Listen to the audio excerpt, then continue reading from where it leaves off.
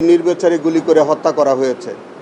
সেই হত্যাকাণ্ডের সাথে তৎকালীন ফ্যাসিস্ট সরকারের যেমন কিছু দুষ্কৃতিকারী পুলিশ ছিলেন, তেমনিভাবে তখনকার সময়কার আওয়ামী লীগের মদতপুষ্ট ছাত্রলীগ, যুবলীগ এবং আওয়ামী লীগের দুষ্কৃতিকারী ব্যক্তিবর্গ তারাও ছিলেন এবং তারা নির্বিচারে গুলি করে এই নিরীহ ছাত্র জনতাকে তারা হত্যা করেছে। এবং তারই ধারাবাহিকতা আপনি দেখেছেন যে আজকে শহীদ পরিবারগুলো তারা বিভিন্ন সময় মামলা মোকদ্দমা করেছে, কেউ থানায় মামলা করেছে, কেউ আমাদের আন্তর্জাতিক অপরাধ ট্রাইব্যুনালে মামলা করেছে।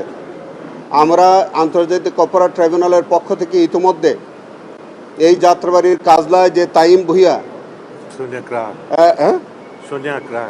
সোনের আকড়ায় তাইম ভুইয়া সেই মামলাটি আমরা ইনভেস্টিগেশন করে ইতিমধ্যে আমাদের সাক্ষ্য প্রমাণ প্রায় শেষ হয়েছে। আমাদের মধ্যে একজন যে তাইমকে যে সেদিন পুলিশের গুলির মুখে যে রক্ষা করছিল সেই রাহাত, সে আমাদের ট্রাইব্যুনালে সাক্ষী দিয়েছে, আমাদের সামনে আছে। তো সেই মামলাটি আমাদের বিচার কার্য প্রায় শেষ। কিছুদিনের মধ্যে আমাদের সেখানে আর্গুমেন্ট হবে এবং আর্গুমেন্টের পরে আশা করি আমাদের রায় হবে এবং আমরা ইনশাল্লাহ ন্যায় বিচার পাব।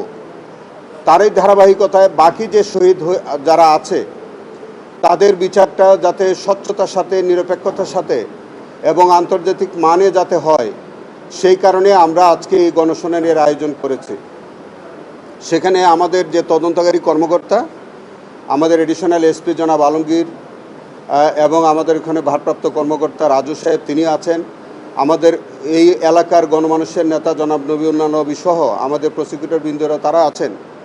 আমরা গণশুনানি করেছি, প্রত্যেক ভিকটিম পরিবারের বক্তব্য আমরা শুনেছি।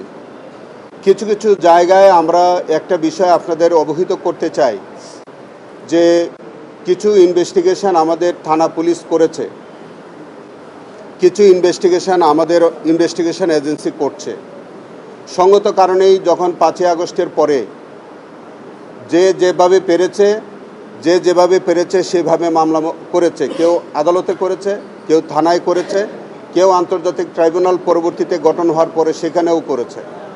তো আমাদের হাতে যে অভিযোগগুলো আগে গেছে সেই অভিযোগগুলো আমরা ইনভেস্টিগেশন করে আমরা সেইটা রিপোর্ট দেওয়া এবং বিচার প্রক্রিয়া আমরা সম্পন্ন করার চেষ্টা করেছি।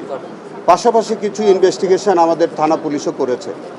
তো আপনারা জেনে থাকবেন যে থানায় যে মামলাগুলো হয়েছে বা যে ইনভেস্টিগেশন রিপোর্টগুলো তারা ইতিমধ্যে সাবমিট করেছে, সেই মামলাগুলিও আমরা আইন অনুযায়ী আমরা মনে করি যে এইগুলো ট্রাইব্যুনালে বিচার হওয়া উচিত।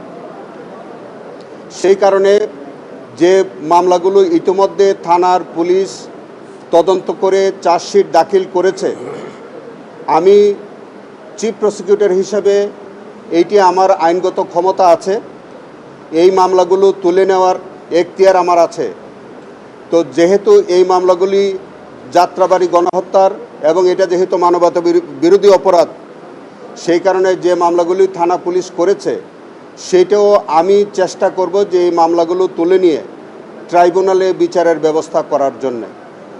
তাছাড়া যে মামলাগুলি এখনও ইনভেস্টিগেশন হয়নি সেই মামলাগুলো যাতে খুব দ্রুত গতিতে ইনভেস্টিগেশন শেষ হয় এবং আমাদের ইনভেস্টিগেশন কর্মকর্তা যিনি এডিশনাল এসপি আলমগীর সাহেব আমাদের সাথে আছেন, তাকে আমি অনুরোধ জানাবো যে ইনভেস্টিগেশনগুলো এখনও থানায় রয়েছে এই ইনভেস্টিগেশন রিপোর্টগুলো তিনি দ্রুত তার হাতে নেবেন এবং সবগুলো ইনভেস্টিগেশন যাতে আমাদের তদন্ত সংস্থা দ্বারা করা হয় সেই ব্যবস্থা তিনি নেবেন। এবং আপনাদের সামনে আমি ওয়াদা করতে চাই যে যাত্রাবাড়ির এই ঘটনাটাকে আমরা সবচেয়ে বেশি প্রায়োরিটি দিচ্ছি। আমরা এই জুলাই আন্দোলনের মধ্যে যাত্রাবাড়িতে যে মানবতা বিরোধী অপরাধ সংঘটিত হয়েছে সেইটিকে আমরা প্রায়োরিটি বেসিসে দ্রুততার সাথে সমস্ত ঘটনার মামলার ইনভেস্টিগেশন আমরা শেষ করব। এবং আমরা এর আগেও বলেছি যে এই মামলা অন্তত যাত্রাবাড়িতে যে মামলা ঘটনাগুলো ঘটেছে সেটি আমরা অত্যন্ত দ্রুততার সাথে যত দ্রুত সম্ভব এই মামলার বিচার কার্য আমরা সম্পন্ন করব।